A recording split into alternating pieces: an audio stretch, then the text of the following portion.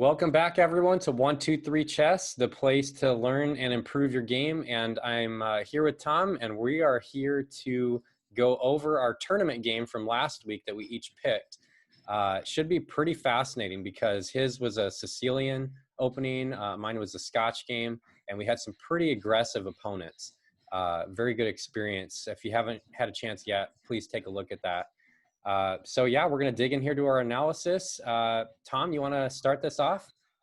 Sure. All right. Let me open up my game here and kick it off. As we went over last week, we started off with a Sicilian here. Moving to an open Sicilian. So far, we're in the book. And I had mentioned last week that I'm not that familiar with the Sicilian. I was actually pretty impressed with how many book moves I was doing, and just that, and that really goes to knowing opening theory, why you are doing what you are doing, which is good advice to anybody who's I don't know, this level or trying to get to this level. Is brush up on why you're doing what you're doing in the opening. It's much better than memorizing moves because inevitably somebody is going to do something that you are unprepared for. Oh yeah. I did question last week whether or not castling that early was appropriate, but Engine liked it. And then we get to this move. Which was the reason I said I wanted to castle. I wanted to bring that F pawn into play. I said here, one of the things that I noticed was interesting is the Engine actually wanted me to instead back this bishop up to b3.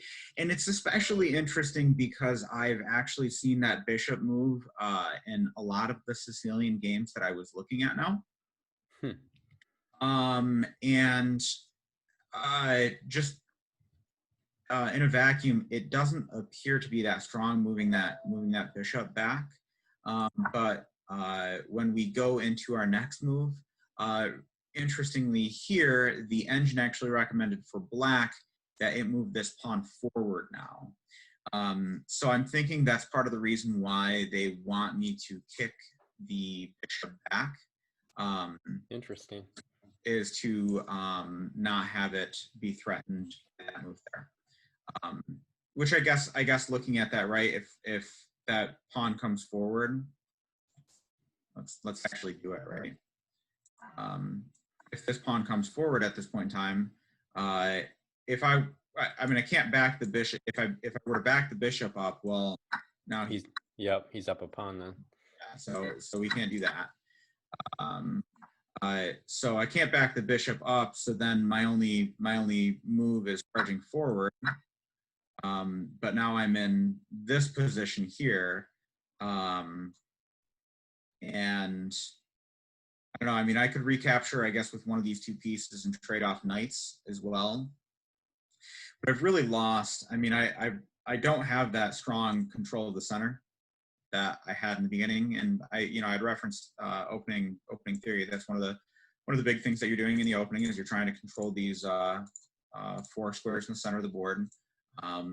And you'll notice at this point in time, I've lost all my pawns in the middle. So I'm guessing that is, without having looked in it too detailed, I'm guessing that's the big reason why that move is recommended. That move of backing up the bishop. But nevertheless, my opponent did not capitalize on that. And instead prepared himself to castle. I mean, something else you'll notice too, moving that pawn forward, is it frees up that the bishop too. Oh yeah, yeah. So getting my rook into the mix. And this is the first move that I said I wanted to look at. Because this move led to a big old series of exchanges, and I was just wondering if, like, trading off all these things in the center of the board was good. And Engine said, yeah, great job.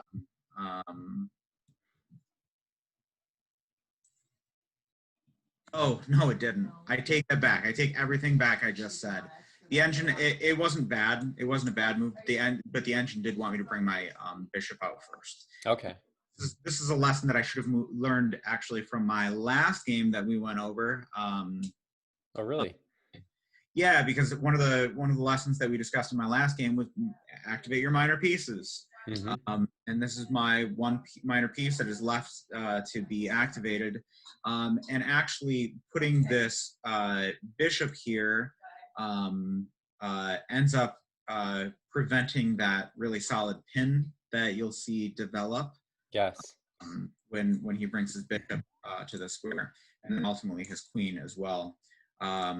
I think that's good advice for in general, Tom. I like that because it's easy for us to think, decide whether we're going to advance our F pawn. But I think keeping in mind that if we're going to do that and we still have our queen or, our respective bishop, building that into our strategy usually is probably a good idea.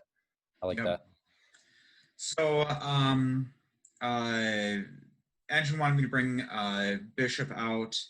I'm not sure about this move being recommended anymore. At this point in time, if the bishop comes out, it seems like that would still be a sensible move. But again, we didn't get to this point because I did advance this pawn, and we go into this series of exchanges.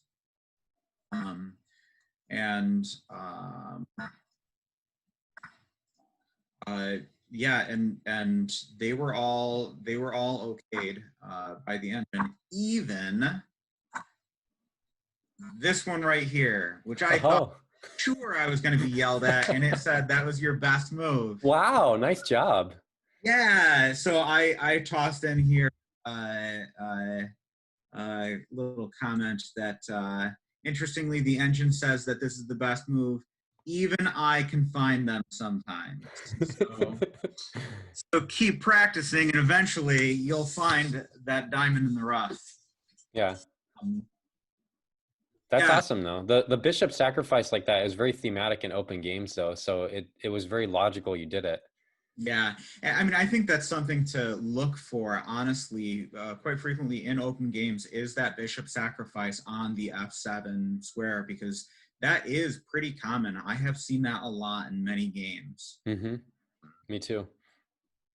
I've had it done to me in many games. It's painful. Yeah. So there's a take there, the check, the capture. And this is where I was unsure if I had overlooked move. This, the engine hated this move. Yeah, which was really interesting because what it wanted was that move. Oh, well, I guess it develops another piece, but the other thing is, like, it defends that bishop, which that bishop is kind of in a problematic spot right now. Yeah. And I think that was the major reason for it, is it's one more piece defending that bishop, because otherwise, when I'm moving this rook over here, I'm actually pulling a defense off of the bishop. Yeah. And that bishop is pretty pivotal because I've got that giant attack coming down that way. Nice. So yeah, I definitely missed the move. But we proceed. This was actually the recommended move here. I was questioning last week whether or not, you said that that it might be. Yeah, I wasn't sure. It's a weird move, and I didn't develop it too much further because the engine just said, that was the best one. But it's natural why he went here, because like this move feels really uncomfortable. You have nothing. Your king is surrounded by no pawns. It feels pretty defenseless in between the rook and the queen, and then I've got these two minor pieces in play. It seems like that could be a scary spot for it to be. I mean, I think the line with the queen is really what's making it okay, because there's so much pressure going down the middle. They're going down on that king diagonal. Okay. So we proceed. Some minor tactical things here and there, but nothing huge. Let's see here. And this is really where we get to the spot that I really want to explore. I move here, and then I got to this position. And yeah, this is where I said, you know, I feel like there is some sort of a win here for me. He moves his queen up to defend that square. So I felt like there must be some sort of a win here for me, but like I said, I was in a tournament timed. I was playing against higher level players, and I was just like, I'm going to trade off pieces and get a draw. Feel like it's a win. So this is what I did in the game, was bring up that, and we trade off a bunch of pieces, trade off everything, and that's a draw position. But if I take a little bit more time here, we've got this move here. Oh. Yeah. Gets the pawn into the mix, defended by my queen. So the queen's got to do something. It is protecting this square, which is a pretty pivotal square at the moment. So the queen wants to continue to defend that square, but there's only one spot that the queen can go now to continue to defend that square. Right there. Well, that just happens to be one of the other on the rank that we had discussed. Oh yeah, 7th rank. Last week, yeah, 7th rank. That's where my rook wants to be, so I get to move my rook there. Now every single one of these squares has an attack on it. Safest of them, though, being there. Yep. Because now it's an exchange of queens, if I chose to do that. But then comes the next theme that is really what is designed for this attack, right? Part of it is controlling this square. I've got control over this square with this queen right now, which is preventing retreat with the king. So I want to keep that up. It's moving here because the idea is I'm threatening to get more of an attack in on this row, right? If I get there, you know, now he can move there, but then that's checkmate. So this is a really good position for my queen now. And again, thematically, same thing. Black has one real option, and it's to offer the exchange of the queens, right? And if I was playing the way that I was playing during this tournament, I would just queens, go for some exchanges. But no, we've got some better plays here. Instead, what we see here now, we get to move. Oh, now that's awesome. Yeah. And so when that rook moves down, obviously this exchange happens, and we get to do that, right? Oh. The queen is here, so that means the king can't move into that square. So the king has one legal move. I mean, you could move the queen back. That's terrible, though. Don't do that. So the king moves here. And then from here, we're golden because now we make the exchange. Gotta take. And then from here, we get to pick up a rook. That's awesome. Tactic, awesome. Yeah. Yeah, and I mean, really what it comes down to is it comes down to taking the advantage of the fact that you get to play as if you are a rook ahead. Like that's what this whole thing comes down to, is I'm being allowed to play as if I'm one rook ahead because this king is blocking this rook. But the only reason why that king is blocking that rook is because my queen is on this diagonal. And so that was kind of the name of the game, is make sure my queen stays on that diagonal, but gets into a better position where I can more easily threaten checkmate. Wow. Yeah. I think another thing helpful for like lower level players too is because like when I look at this position, you know, back in, you know, years ago, or even before we started this journey of 1-2-3 chess, is white has a back rank mate possibility. And just that possibility alone could coax or persuade a lower level player to spend a move, to spend a tempo, moving either the G or H pawn. And that would be unfortunate because, like you've demonstrated so well, white had the initiative the whole time and took advantage of that. And so I don't know. I figured I'd mention that because I don't think you or I would do that now, but maybe some of our viewers, if you know, if you're a lower level player, don't always, you know, it's not a true threat unless they have the initiative. Yeah. Yeah. So yeah, that's what I really ended up breaking down this week. Our game ended up finishing like this. We went over it last week. This is how the drawn position happened. We get captures, and then we both get a promotion, which doesn't go anywhere, and we draw. Yeah. And you played that endgame really well, actually.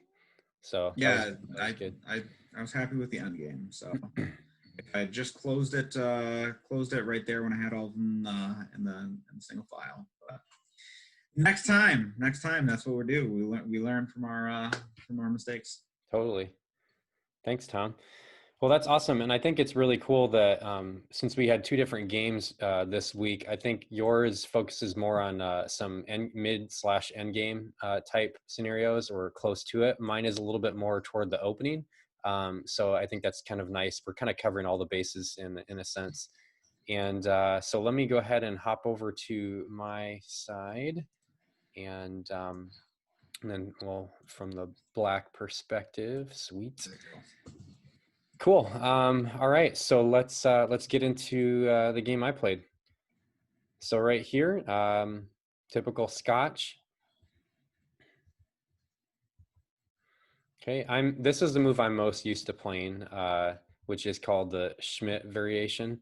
I know it's not actually the main line, but it's the one I'm most comfortable with at this point.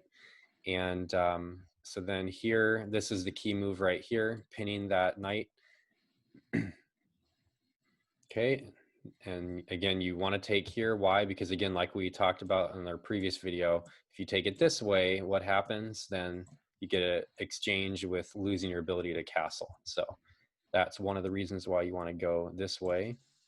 If you're ever playing black against the Scotch, that's honestly a very common theme, is capturing that queen with the queen to present the castle. Yes, exactly. Which is one of the, you know, of many reasons why it's such a strong opening. It forces the hand very well.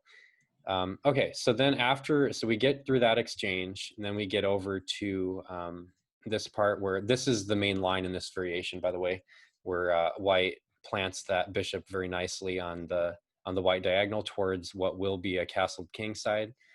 And then here I decide to castle. If you remember in our other video where I spoke about my really unfortunate reality where I failed to castle for ages, and this was, you know, a constant idea where Tom ended up moving his queen, I think, on this right here, or rook or something. But the point is, I had a pinned queen to my king potentially, and that was scary. So one of my big takeaways from that, if you guys remember, is I said, okay, once it gets to this point, I'm going to castle. Now, the difference was, instead of moving the bishop on that game, Tom moved this bishop out, which is also a valid choice. However, with the main line, one of the things that's different here is that it's equally wise to advance this pawn all the way in the main line options as it would be to castle. The reason being, you want to break up that center right away and take advantage of the fact that this pawn is very isolated. So what ended up happening in the game is I castled and he castled. Okay, now what I want to focus on in my first move that I analyzed is this one right here. Now, if you look in the chess engine will show that this was a valid option. It is, however, a little bit inaccurate because, so it's not technically a mistake or a blunder, but it's a little bit inaccurate because, as I briefly mentioned in the video before, this member was pinning the king. So it's not pinning that now, but let's say if he decides to, to bring the rook over, then there's a kind of a pin on the rook. Furthermore, take a look at where my opponent's king is on the long or on the dark square diagonal. So it would be nice to have my bishop on a diagonal toward the king there, or even over here, because either way, it's a very powerful piece that's going toward the king side. So a lot of options that I would have if I had kept it on the board. So let's see how I got into trouble after that happened. We'll come back to what I could have done.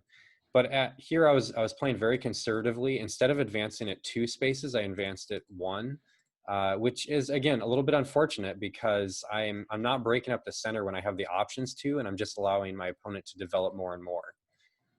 And so now he prevents the only option I would have had to see because let's look back. If I had gone all the way with this and decide to advance there, and then he decides to go like this, well, then the very thematic Scotch position here we have when white fails to realize it's kind of a mistake to do that.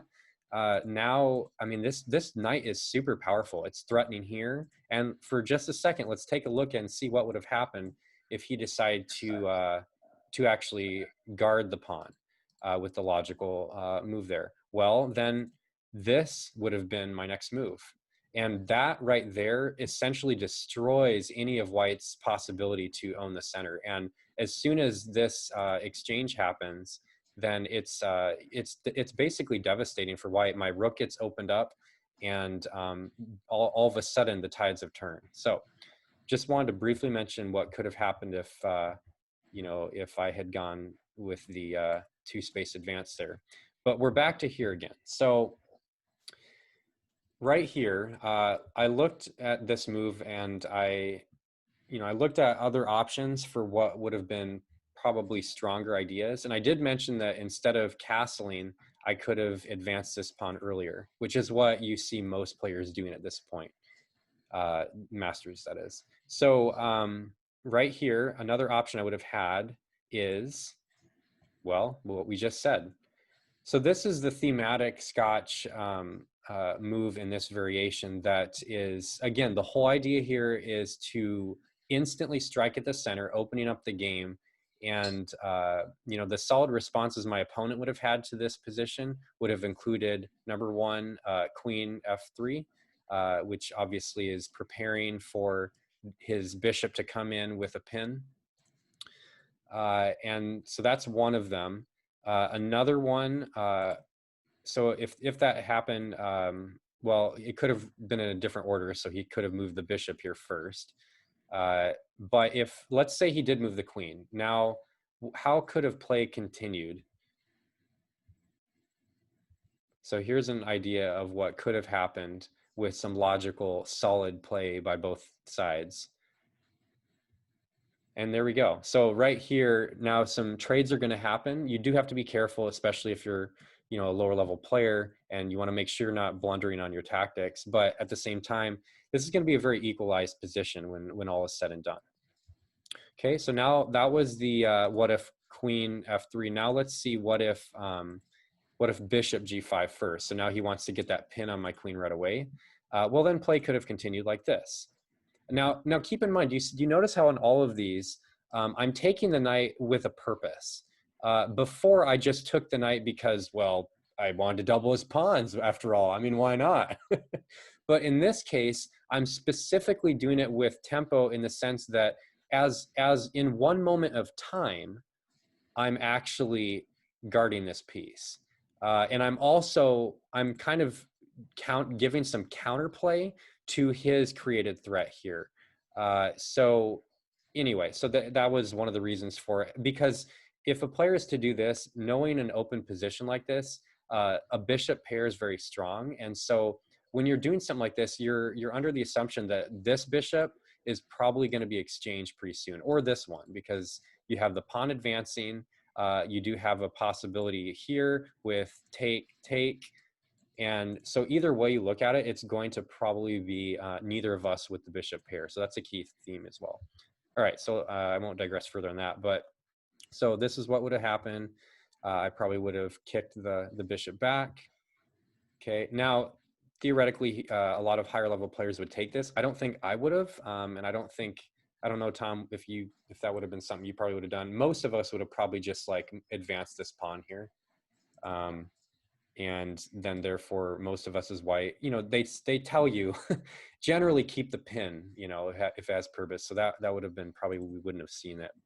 Yeah, I mean, if you were to take the knight on f6 with the bishop, then when the queen recaptures, it's in a pretty strong position, especially because it's already threatening the c3 pawn. Exactly. So it's not something that you'd see firsthand.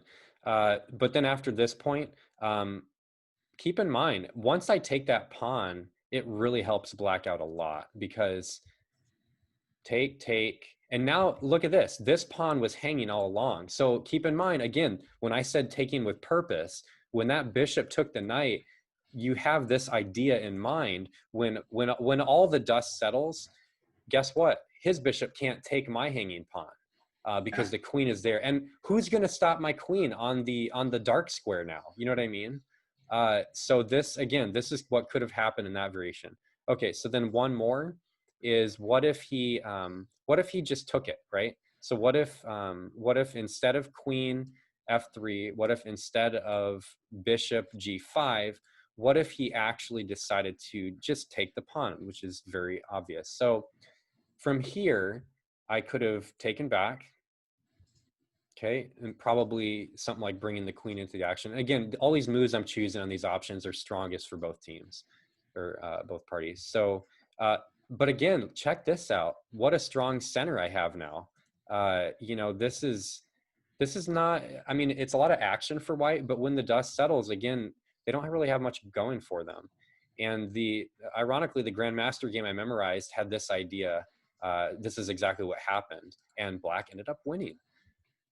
So so probably something like this would have happened. Now I have to reiterate, you do have to be really careful with both sides. The Scotch game in this part of the game, in the mid game going toward the end, is very tactical and very open, and it's easy to make blunders. So it's not an easy one to play, to be honest. But I know, Tom, you're a little more familiar with the Scotch than I am. Do you have you seen this kind of position come up much in your games? Yeah, definitely. Yeah, so it's pretty common. I mean, very, very similar. I mean, the pin on that knight, the queen on f3, the open files in the center. And actually often being given the choice with those pawns where they are, c6 with d5. Mm-hmm. And I've gone back and forth with where to move the bishop after that. Yeah, I think that's great. And then you're going into the end game with the two both of your bishops. You've got both of your bishops right now in a pretty open game, which is always very good. Mm-hmm. Yeah, absolutely.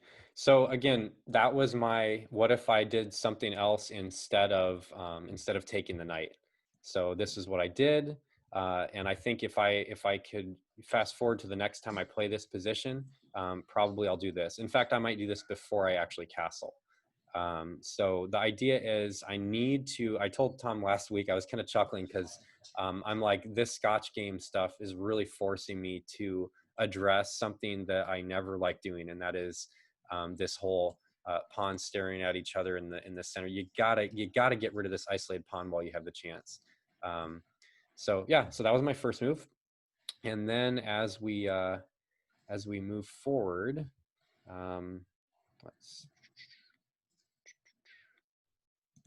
okay, so what happened in the game, so after I took, then I went like this. And we get to a stage where at this point, okay, so right here, very thematic for the Scotch again, but this time we have a fianchettoed bishop that is ready for this pawn to open it up. Once this pawn advances, this bishop is open up. The queen's already in a perfect spot. She'll probably want to move over to here. So this, I'm trying to, again, point out here that white is on the attack. It's getting ready to happen, and black has to be careful with how it's to address this to further equalize the position. And so my next move was actually this. Now, this was perhaps one of the first major blunders that I did. Because what it's, well, I mean, just look at it. I don't think anyone looking at that move would say, boy, that feels great to do that. You know, it's putting your queen in front of your bishop. So you're blocking in your last minor piece you need to develop. And also, you know, once this pawn advances, it's a little scary because let's check that out. Let's see if he wants to advance there. And let's just say I take it. The problem is I would wish that my bishop was in front of my queen in a lot of these variations, because later down the road, if I wanted to sack a bishop, you can't do that when the queen's in front. There's just, you know, I won't digress more on that, but the point, case in point, this queen move was an attempt to develop a piece, but the fact that this pawn only went one instead of advancing two, it's given me less space. And the fact that now my queen's in front of my bishop, I'm a very in a very awkward and stifled position. So what could I have done instead of this? Well, instead of facing a brick wall at a pawn like I have with my queen, what I could have done is simply, not much different, right? One square difference, but this one square does everything. So I had the right idea of getting my queen into the game, but this made it much more logical because let's say after, you know, after this rook goes, you know, on that logical column, well, then now I can simply reply with putting my queen here. Check out what this does. If this pawn advances, take, because we have two pieces lined up against it. Also, the queen is blocking this pawn from advancing. And, you know, there's so many, and check this out. So if I decide to go, you know, something like, I don't know, if I did something crazy, like I wouldn't do this in this position, but let's say I'm just going to move a dumb move here. And now, again, not at this point, but you have the idea of the tactic. Taking here would be at some point a forced move where you could go like this. And if somehow this pawn was out of the way, then, well, then you'd have, you know, taking with tempo and check. So again, it didn't work in this, but down the road, that kind of idea could exist. All right, so again, what does this do? It serves the purposes of, it blocks in my opponent's light square bishop and dark square bishop from getting that diagonal at that point, and it's a very solid position. It's very equal, all things considered, according to the chess engine too. So then, again, after that, I want to show you one other.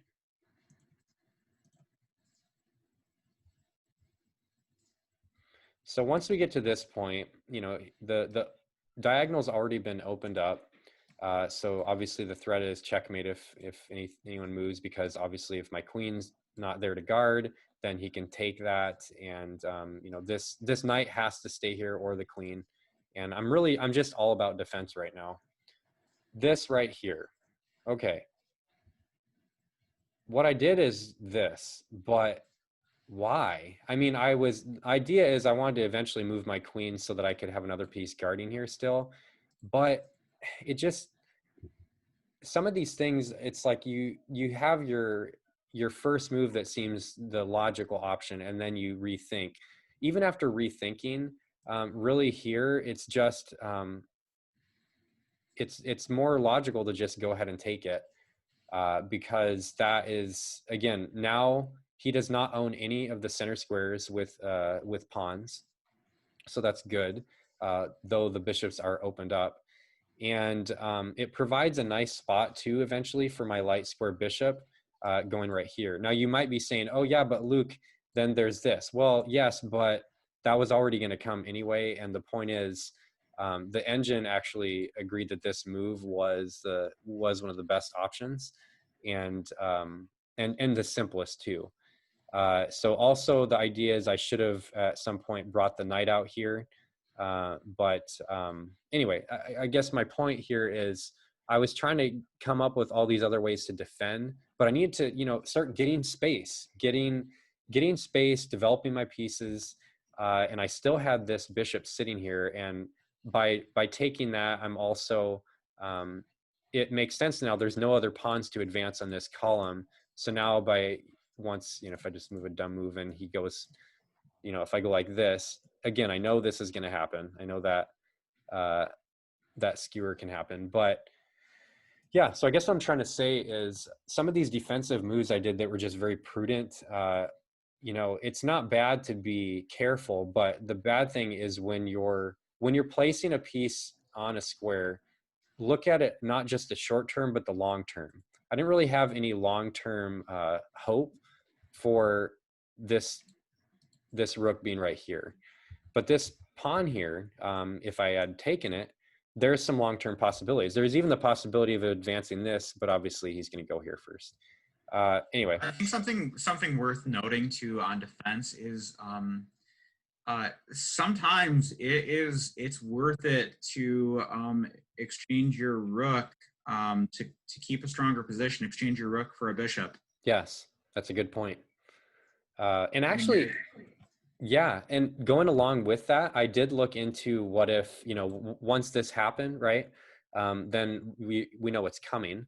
But, this actually, it's funny because you'd think, like I would think looking at this, I'm like, oh, great, now I'm going to lose a rook. So clearly I'm way behind. Actually, yes, I think it's like 1.75 points less than white here once it's taken. Not much though. I mean, that goes to show you that it would have been the better option to still go for that taking of the pawn and allow this this bishop to come in, because that was going to happen anyway. And that's his major threat that he's providing at this point. I mean, the dark squared bishop, once you move that pawn forward, you've got those 3 pawns on the dark square in front of your king. And so that dark squared bishop isn't doing much anymore. Exactly. Is doing all of the work in conjunction with the queen. And so once it's traded off, sure, you lost your rook and, it stinks losing a rook, but you took away his major threat. Exactly. And at least I'd have something with tempo perhaps as well, because, once at bare minimum, so the idea is, you guys have probably heard the term of like a desperado in chess. And a desperado is technically where you're going to lose a piece. So what you do, what the higher level players do is, okay, I know I'm going to lose a rook probably. That's probably his best option here. So now you don't let that stress or emotion or whatever get to you, but instead you say, okay, I know I have to move my queen. Where is the best spot for her? Where can she do the most damage or be in the best position? And you kind of work from there. So that way you're putting a positive spin on a negative situation, and it really helps to not only get out of that emotional rut, which I think a lot of us tend to fall into in times like this, especially in tournaments. I know I did, but it also gives you the option to really assess the position, and who knows, you might come out ahead in the long run if you see something they don't in this point. So that's it for my my moves. But again, there was some opening stuff that if I had kept in mind, I think I would have been a little bit safer in the end by the time it got to the point of mid-game intensity. So. All right. Well, very cool. Thank you, Luke. So we then both memorized some games that were similar to the ones that we played. A little bit of a difference this week is we both memorized different games because we were playing different openings. So I'll kick off with mine as I was playing white.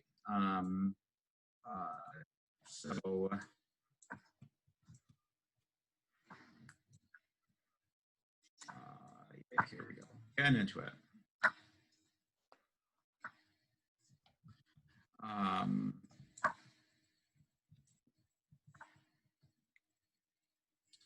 Not too much different so far.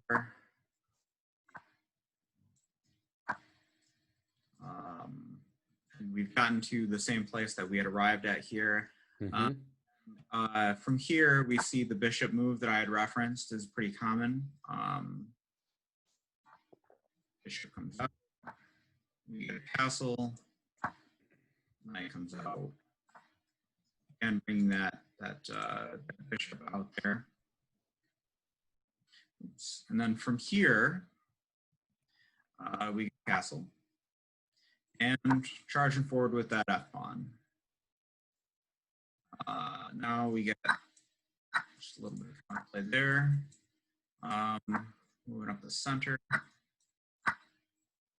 Getting the knight. Getting this knight into the mix, attacking that knight, got it again. That's a great position for the knight. Too good of a position for black to let it happen. Yeah. And that opens up this, which is threatening checkmate right here.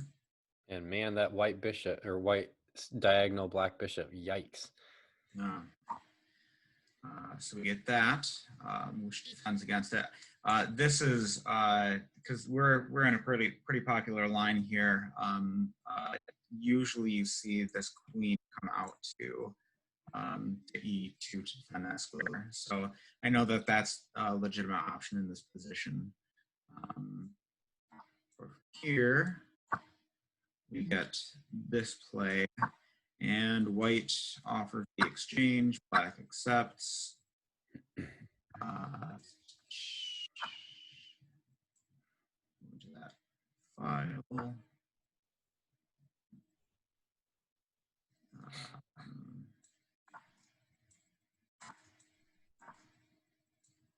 Again, offering exchanges. Make it really interesting. Yeah, it gets really interesting here. Yeah, because black lets that this pawn go, or white lets this pawn go here, because it can move up there. Now it's threatening the undefended knight, which has to be defended. And this is just a good position for that rook to be, to prevent that pawn advance. So let's see. This point, black being safe, make sure it doesn't get stuck with the king in the back row against that rook. So we see that. Then from here, this move, which was the hardest one to remember because I just didn't get, and we discussed that it's probably just preventing the rook from coming and checking the king in that back file. But yeah, we get that back row. So rook backs up here. Then we get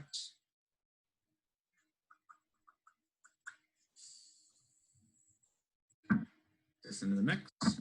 And he doesn't take the knight with the bishop. That was the weirdest thing to me. I would absolutely do this. Absolutely. Yes. I wouldn't even hesitate to do it, but that's not what he does. Instead, we see this play happen. I really like that pawn advance. Can't take it, obviously, because the rook could capture. From here, we get this. And now we're going just far out into left field. Because there's a play I wouldn't dream of in a million years. Taking the I do really love the response here, because the response is not immediately recapture, but instead get the check first. I think this game really well demonstrates really well the power of passed pawns. It does. I mean, that's really where White's position is coming to play at this point in time, is these passed pawns, and White's going to start to capitalize on the ability of those passed pawns by capturing this one here. Because really, if that capture happens, now we've got two passed pawns. This one's already defended by a bishop, and there's only one rook in that back row to do anything about it. So black doesn't want to make this exchange, and this kind of goes to show what we were talking about too with Luke's game, in terms of there was an exchange that happened. They gave up that rook for a knight, and that's a really scary thing to do. But this just shows you that there are other elements into the game that can make up for that deficit. Because actually the engine at this point in time has it about equal in position, or in position. So putting more pressure on this pawn here. But then you just see these passed pawns, right? Careful, or just nonchalantly going forth. Yep, something's got to give here. Then we see protecting, attacking that one, and then going here, and that's when black says, "Okay, done with that. Simplify it. We're equalizing it." And then from here, we get to move up, defend, kings into the mix, and then actually from here, we see that move, which is just really great, because if the capture happens, then the promotion gets to take place. So can't capture. The only move would actually be to take the pawn at this point in time, but the position is equal, and this is the point at which a draw was offered. So this is where the game ends. Yeah. Thanks, Tom. Yeah, that's a very, very interesting game as far as how they kind of played it towards the middle game there. As they entered the end game, I was like, man, there's so many things I would not have done, from the exchanges to the lack of taking pieces, and just, yeah, it got very sharp, I guess would be the term, where you have a lot of tactics and yeah. So I'm actually really excited about this one, you guys, because this game is actually, this is the one I memorized this week, is from Adhiban Bhaskaran. I don't know if I'm pronouncing his name right, but he played Magnus Carlsen, the top player in the world right now. And this was played in 2018, so pretty recently. And I'll mention something when we start. And actually, Tom, if you want to keep it on the white on the bottom, just because I memorized it that way best. So, and are you on, which board are you on? You're on mine. Sweet. Cool. So here we go. Let's see what happened. And by the way, Magnus Carlsen is black, and Adhiban is playing as white. And here's what's really interesting, because in my game it was a strict Scotch game, but in this time they played a 4 knights defense. And Tom and I were talking even before we started recording here, and we mentioned how, like, you'd think that, like, a lot of us think, like, oh, 4 knights, that's like total noobs play that. Yeah. I mean, I still play the 4 knights a lot, and every single time I play it, I'm just like, I'm so bad at chess. I'm just a noob. I don't know how to.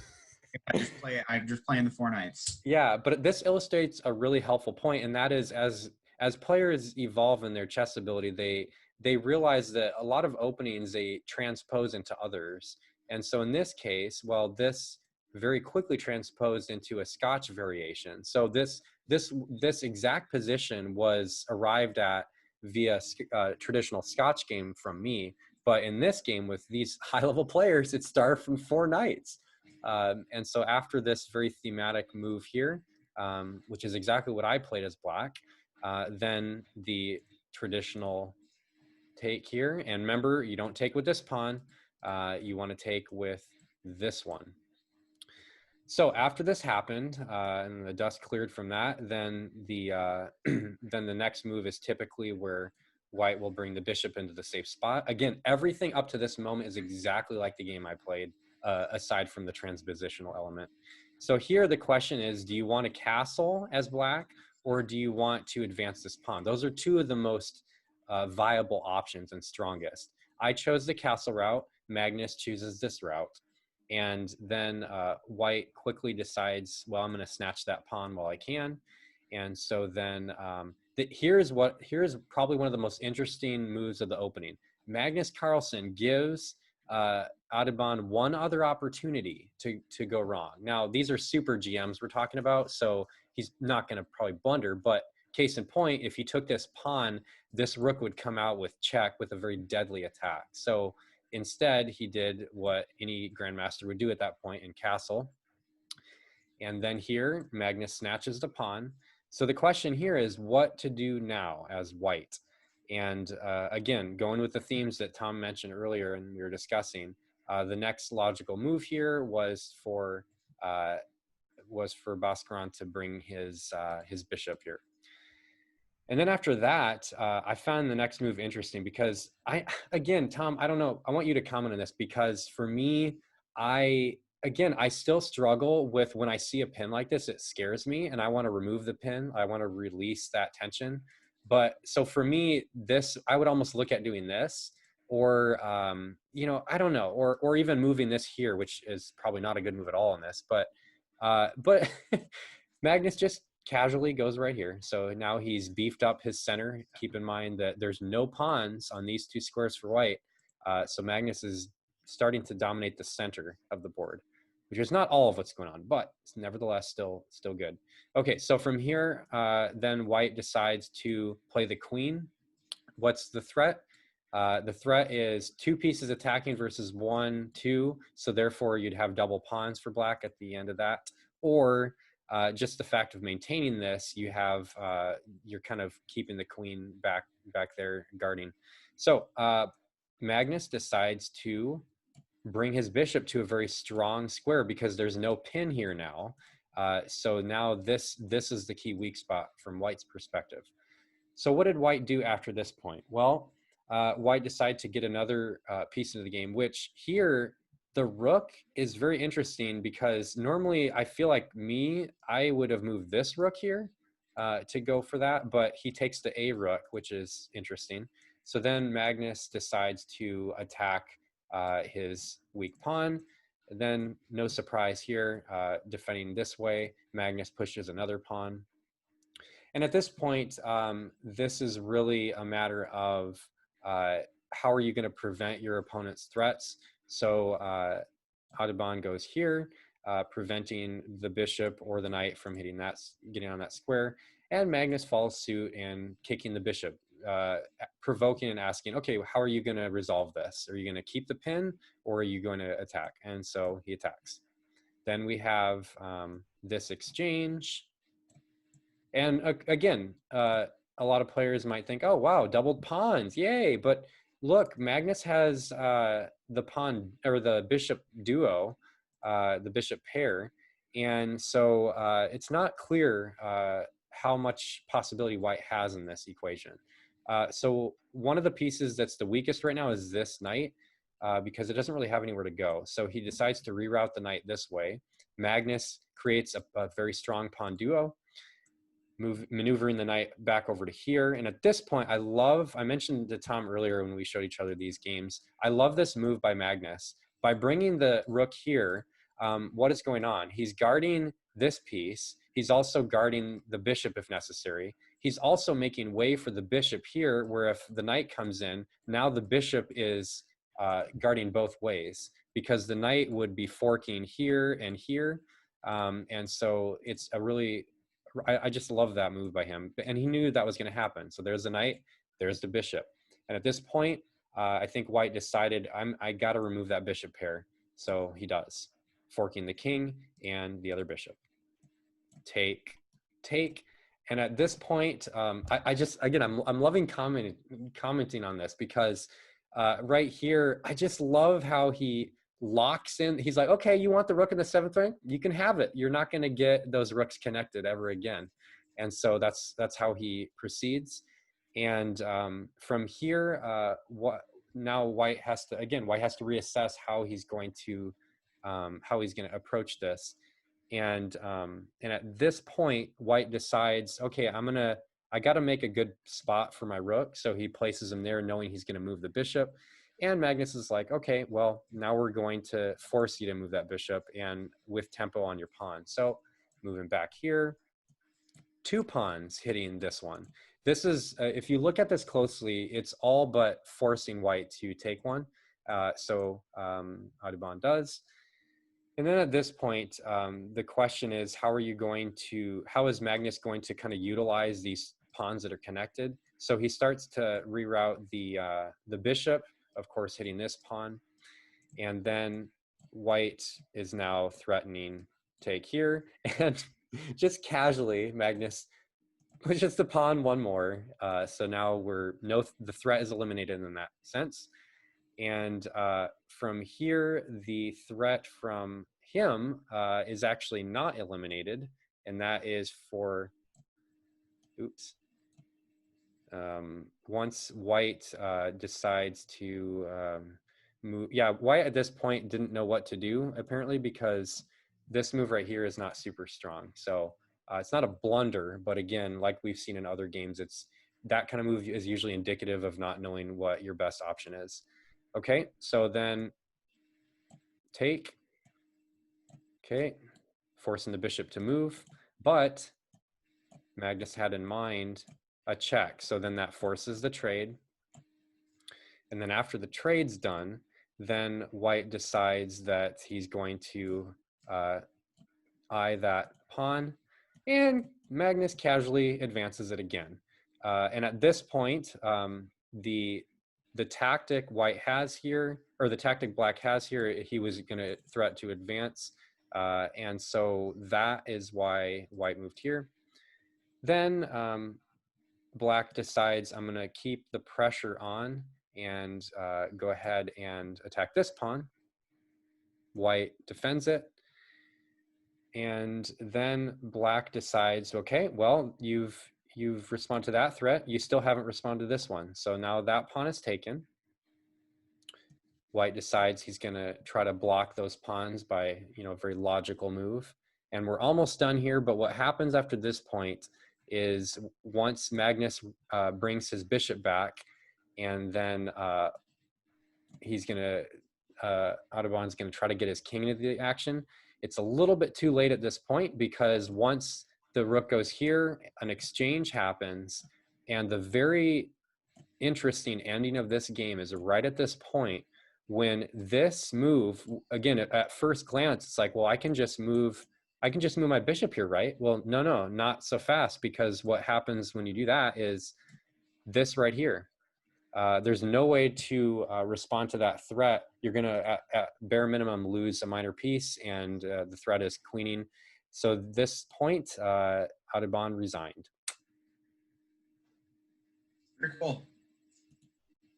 I love that game. That's Magnus, and if you're not familiar with Magnus, very strong in his end games. Yes, very much so. And that's really what's in. So Tom, what would you say is, if you had one or two key takeaways from this whole analysis? Even in that game that I was playing, I said I was on the time. I was on my timer. But there was that key position that I really broke down, that one where I have all of my major pieces in the same file, where I did feel like I was really ahead. I really felt like I was ahead. And I definitely made the decision of, well, I'm just gonna go for an exchange and go for a draw. But I mean, I know I had time on my clock. I could have sat there and I could have thought about it a little bit more. And had I done that, I think that I might have come up with the right solution. And even if I didn't come up with that exact solution that I went over, if you think back to it, just show this. Mm-hmm. I guess one of the things that I talked about was we're going over perfect play, right? This variation that I have, that this is perfect play. And do I play perfectly? No. But something to keep in mind is our opponents don't play perfectly either. Yeah. And so, maybe I don't see that pawn move right at the beginning there. But that right there is still a strong move. It's still a very strong move.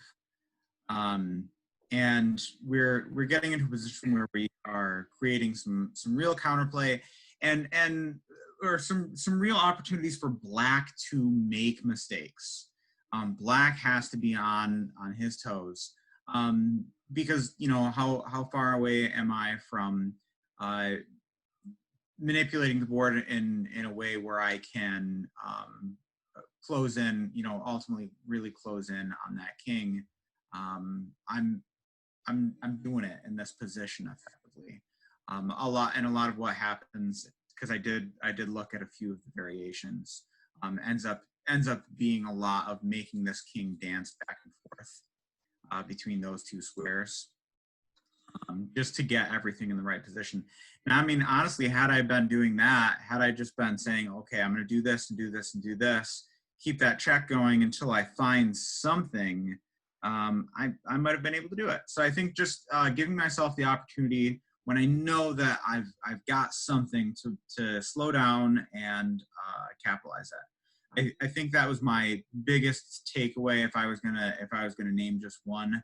I mean, I think just some positional things in the Sicilian. It was really nice playing against looking into this defense a little bit, because this was something that, again, I'm not very well versed with the Sicilian. This is something, these three pawns that I was like, well, that looks just so strange, but it's so typical of the Sicilian. I mean, that's what you end up seeing. The pawns haven't moved all the way forward.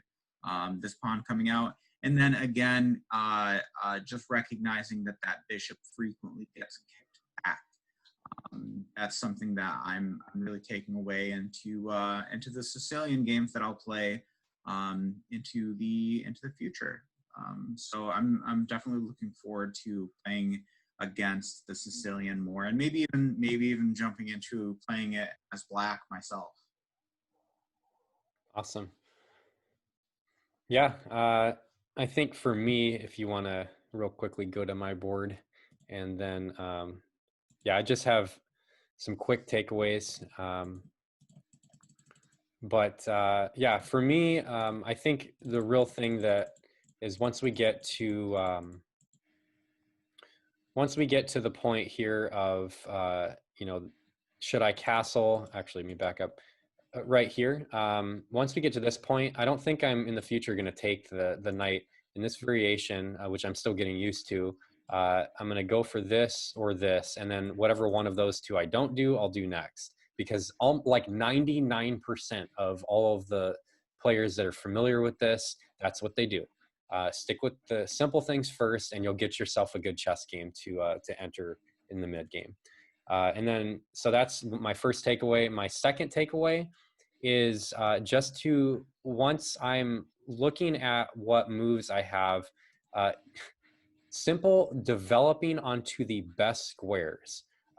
Whether it's a simple defensive thing, like when my queen was moving out toward the middle game later on, or it's, where do you want your bishop to go? The idea is when I'm developing a piece, it shouldn't be, I'm just going to develop a piece so that I can develop that piece. It should be, where is the best, most logical square going to be for that piece, that it is both going to not be hanging, but also is going to have strong advantage for me as it works in coordination with other pieces of mine in the game progressing. So those are my two big takeaways, and this was a rewarding experience. Absolutely. All right, well, thanks for joining us, and we will be back next week with a new game. All right, thanks guys. See you next time.